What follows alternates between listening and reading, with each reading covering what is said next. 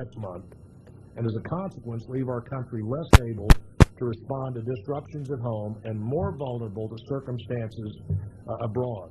More energy dependence is exactly what we don't need.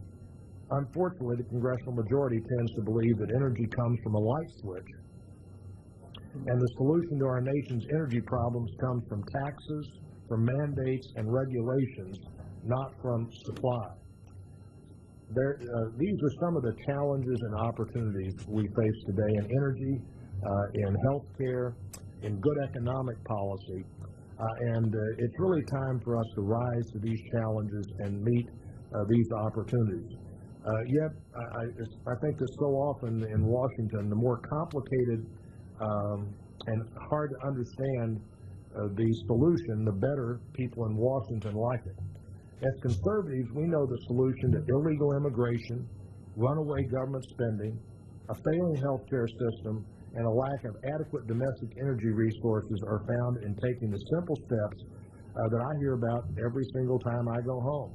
And when I was in Southwest Missouri last week, most of these came up again when people just simply said, secure the border, stop runaway spending, give individuals, not bureaucrats, control of their health care, understand that a basic domestic energy policy is part of a sound homeland security strategy, and trust the American people to make decisions on how to spend their money for themselves and their families.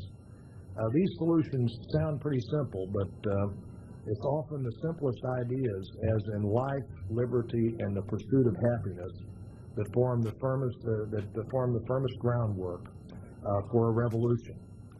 You're part of that here at Heritage. I think the conservatives in the House are renewing those commitments to those principles.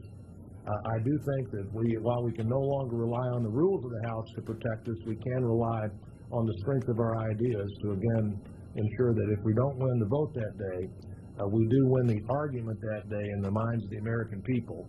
And that's what a great democracy is all about. That's the commitment of this institution to freedom in the future.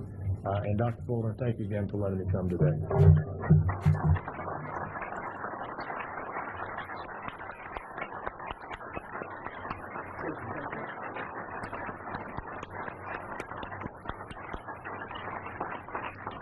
Thanks very much, Congressman. You take some questions, I'll let you All right. field them.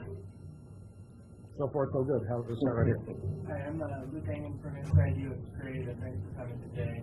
I actually wanted... Thank you. Luke Angan from Inside US Trade.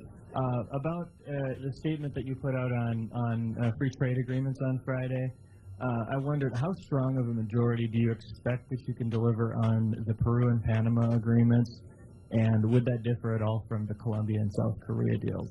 Well, it seems to me that will differ a lot. I've been very disappointed by the continuing moving of the bar by those that the U.S. Trade Ambassador has been negotiating with in the